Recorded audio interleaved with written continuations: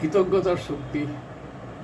কৃতজ্ঞতা এমন একটা শক্তি, যে শক্তি সম্পর্কে আমরা খুব কম লোকে জানি, অথচ কৃতজ্ঞতাকে বলা হয়েছে সমস্ত অভ্যাসের জন্য। কৃতজ্ঞতা প্রকাশ করার বিভিন্ন উপায় আছে, যেমন শুক্রিয়া, আলহামদুলিল্লাহ, ধন্যবাদ, এই শব্দগুলি ব্যবহার করা।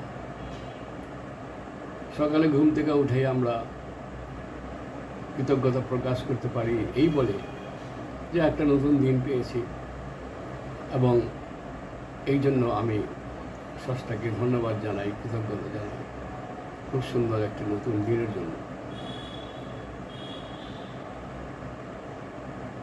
কৃতজ্ঞতাকে সমস্ত অভ্যাসের জরুরি বলা হয়েছে শুধুমাত্র এই কারণে যে এই কৃতজ্ঞতার অভ্যাসকে রপ্ত করে জীবনকে বদলে দেওয়া সম্ভব, জীবনকে সুন্দর করা সম্ভব।